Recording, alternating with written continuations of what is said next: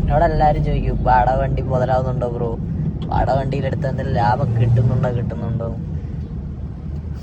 വാടക വണ്ടി എടുത്താ മക്കളെ കിട്ടുന്നില്ല എന്നും പറയാൻ പറ്റില്ല, പക്ഷെ കിട്ടുന്നുണ്ടെന്നും പറയാൻ പറ്റില്ല. പട്ടി പണിയെടുക്കാൻ പറ്റുകയാണെങ്കിൽ മാത്രം വാടക വണ്ടി എടുത്ത് വന്നാൽ മതി. ഡെയിലി 800 വാടക. ഇപ്പോൾ നമ്മളൊരു വണ്ടി റെന്റ് എടുക്കുമ്പോഴത്തേക്കും നമ്മളത് റെന്റിനാണ് എടുക്കുന്നത്. അപ്പൊ നമ്മൾ ഡെയിലി ബേസ് ആയിരിക്കും റെന്റ് എന്ന് വെച്ചാൽ ഡെയിലി 800 വെച്ച് പെർ ഡേ 800 വെച്ചിട്ട്.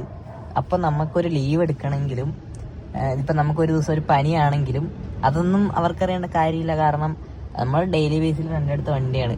അപ്പോൾ അവർക്ക് ഡെയിലി റെന്റ് കിട്ടണം. നമ്മൾ ഓടിയാലും ഓടിയില്ലെങ്കിലും നമ്മൾ അവർക്ക് റെന്റ് കൊടുക്കണം. അതൊന്നാമത്തെ കാര്യം. പിന്നെ ഒരു ലീവ് എന്ന് പറയുന്നത് പ്രതീക്ഷിക്കേ പാടില്ല ഈ കാര്യത്തില്.